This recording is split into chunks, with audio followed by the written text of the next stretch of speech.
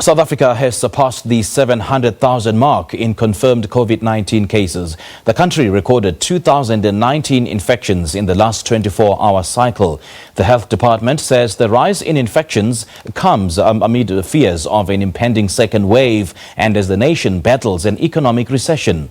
16 new COVID-19 related deaths have been recorded, putting the national death toll at 18,370. Meanwhile, the city of Jiaxing, south of Shanghai, has started offering a coronavirus vaccine to the general public. The vaccine is in the final stage of clinical testing but has not yet been approved, but the government says it is being provided under an emergency authorization. Meanwhile, more than 168,000 people have signed up to receive the vaccine via an online survey. This week, 10 million people tested positive in the eastern port of Qingdao after 12 cases were found last weekend. The country has reported 4,634 deaths and 85,622 confirmed cases. The World Health Organization warns that Africa is experiencing a resurgence in COVID-19 infections as countries relax their restrictions. According to the WHO Africa Regional Director Matshidiso Moeti, the number of new daily confirmed cases overall has started rising after slowing since mid-July, with substantial rise in deaths confirmed over the past week. But the Africa Center for Disease Control's John Nkengasong says the rise in numbers of reported deaths could also be due to an improvement in African countries' ability to document deaths from the coronavirus. Well, the rise in infection numbers grew in North, Central and East Africa, but cases declined elsewhere. Morocco, South Africa, Tunisia, Libya and Ethiopia are the countries driving the increase. The World Health Organization also points out that the rising numbers come as countries ease restrictions and reopen borders and schools. South Africa has the highest recorded number of total cases and reported deaths in Africa. Prior to the latest rise, daily reported numbers and hospital admissions had been falling for nearly 2 months.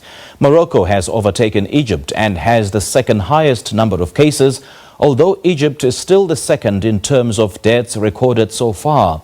Egypt has the third highest number of cases, followed by Ethiopia and Nigeria. Dr. Mary Stephen, the Technical Officer for World Health Organization Regional Office for Africa in Brazzaville in Congo, joins us now via Skype from Brazzaville in Congo. Dr. Stevens, a very good evening to you. Thank you so much for joining us. Welcome to the Globe. Good evening. Thank you. We've been noticing the fears from different parts of the continent, especially in South Africa, about a possible resurgence or a possible second wave of coronavirus. What could have possibly driven those fears, given the fact that we are now well into the spring season, which ostensibly isn't so favorable for the coronavirus to thrive? Thank you and good evening once again. Yes, with regards to the fear for increase in number of COVID cases, people are looking at what is happening in Europe and the United States. And as you can see, as they lifted the restrictions on international travels and some of those lockdown measures to reopen the economy, you can see the increase in number of cases, and every country is actually at risk, including all countries in Africa. So we need to make sure that we put in risk mitigation measures in place to avoid a second wave of the outbreak on the continent.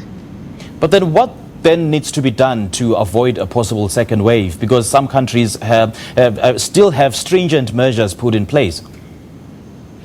Okay, so now there are two things. First of all, countries have relaxed most of the lockdown measures. So for that, as the economy is reopening, the general population must comply with the preventive measures of wearing the face masks, keeping 1 meter distance away, regular hand washing, and avoiding mass gathering, as well as implementation of the public health measures, surveillance, testing, contact tracing, treatment, and isolation of confirmed cases must happen all at the same time in a very sustained manner. Secondly, countries that have reopened their borders for international travel, they have to make sure that as people move across, coming from countries with high rates of community transmission, that they are screening these travelers as they arrive, and a self-monitoring or any form of follow-up of these travelers while they arrive in the countries need to happen, so that early infection can be picked early enough and then isolated and mount an effective response.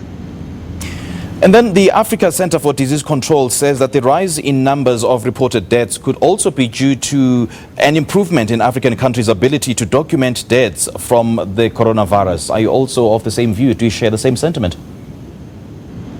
Well, there are so many things that could contribute to this. So basically, I think what we need is to make sure that we are reviewing these additional dates we have seen in the past weeks and establishing where this death is coming from, whether it is happening in the community, in the facility. If so, why are we seeing increasing number of cases? Is it associated with the kind of people that are affected? So there are quite a number of things that could contribute to increasing number of deaths.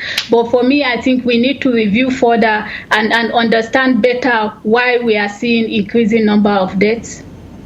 Well, certain countries, especially the Western and the European countries, have often wondered why South Africa, or rather why Africa has documented such low rates in terms of coronavirus infections and as well as deaths. Could it be that the youthful population probably has to do with it? And could it be possibly an inherent immunity, possibly something to do with temperature and altitude? Am I correct in pointing it out?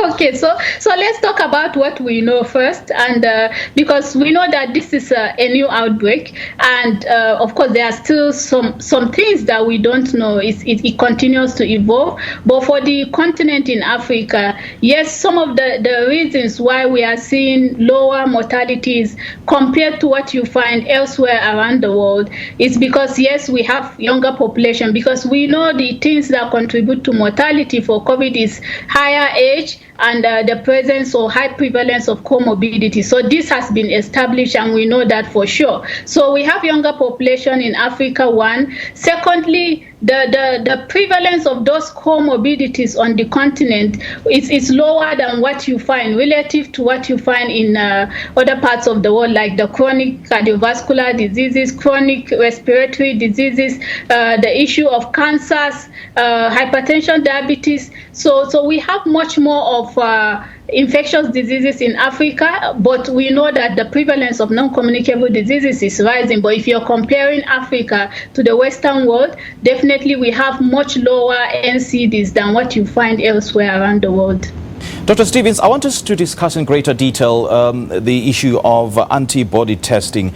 Well, I understand that in some countries it's underway. Can it be used as a barometer, perhaps, to check if large numbers of infections are being missed? And in the same vein, do you also think that underreporting of cases may also be, a factor, as it were, in the continent's low recorded transmissions?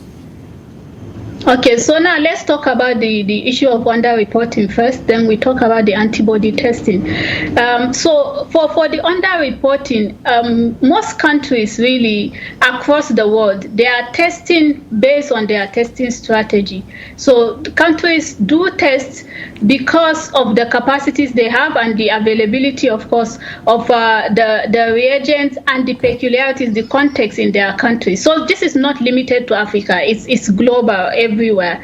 So yes, it's possible if we are not doing community testing, there are some other cases out there, especially those that might be asymptomatic, if our testing strategy focuses on people that have symptoms and maybe people that have direct contact with confirmed cases. It's possible that some of those cases we may not pick them, but this is not, like I said, peculiar to Africa. It's happening globally. Then in terms of antibody testing, yes, if you do antibody testing, it shows you you that if an individual is positive, it shows you that that person has been exposed to the COVID virus at one point or the other. So it shows evidence of previous infection. So it's possible, yes, if you do the antibody testing, like quite a number of countries are beginning to think about that in Africa, you might pick additional cases that, of course, you didn't pick while your testing mainly limited to people that have symptoms or contacts or confirmed cases. So yes, it's a good thing,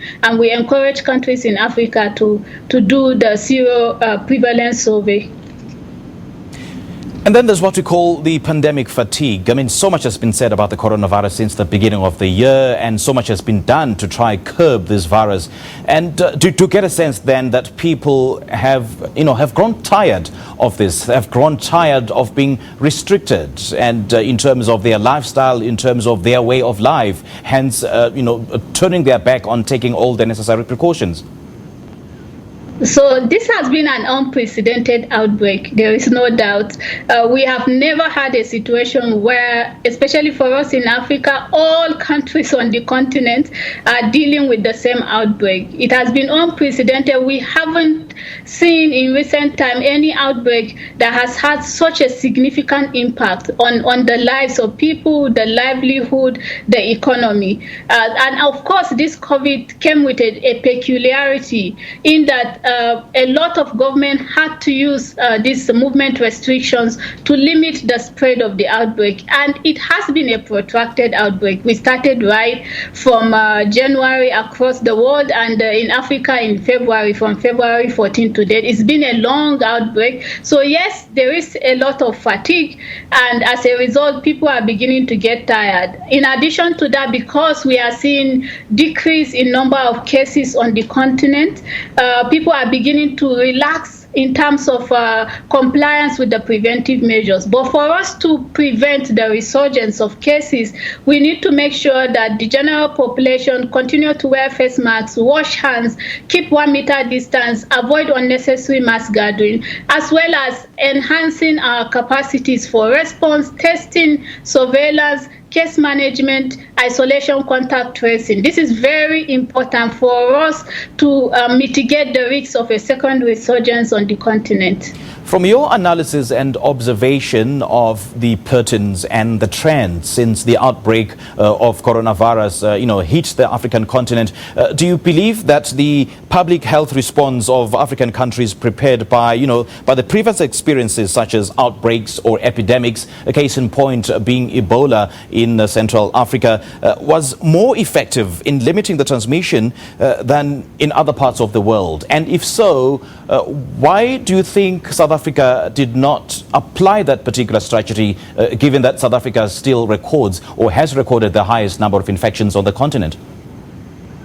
Okay, so now, yes, the action that the governments in Africa took, including South Africa, has helped to reduce or limit the spread, and as a result, we are not seeing the exponential increase in number of cases as we have seen in Europe and in United States. So yes, experience with previous outbreak is also, it was kind of an advantage for most of the countries on the continent, especially those that have dealt with this outbreak, Ebola, like you rightly mentioned, and the 9 countries around them that we were preparing for potential importation. So those were capacities that the countries leverage upon to ride with the COVID response. So these are some of the things that have contributed. And like we said earlier, the countries in Africa as well, they moved quickly with the closure of their borders,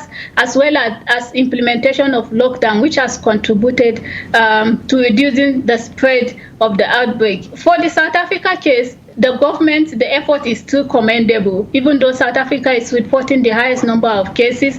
I believe from the beginning, South Africa was disproportionately affected than other countries because of the high level of travel that is happening in South Africa compared to other countries on the continent. So all countries have really done a great job with limiting the spread of this COVID on the continent. And just a quick one, Dr. Stevens. We're getting reports that the city of Jiangxing in south of Shanghai has started offering a coronavirus vaccine to the general public. Well, the WHO mentioned earlier that the coronavirus vaccine will be ready possibly before the end of the year. Should we rejoice at the prospects of getting a vaccine from China, perhaps? So there are lots of candidate vaccines that have moved to phase 3 clinical trials, and definitely, yes, it's good news wherever we find vaccine that has gone through all the phases of trials and has received approval for COVID-19. It's good news not just for Africa but globally, and so we have to continue to depend on the science. As soon as we have any vaccine that is globally approved, then it will be available to everyone, including countries in Africa. All right, Dr. Mary Stevens, great chatting to you. Thank you so much for your update. We appreciate your time. Thank you. All right, that was Dr. Mary Stevens, the Technical Officer of the World Health Organization Regional Office in Congo, Brazzaville, speaking to us live via Skype.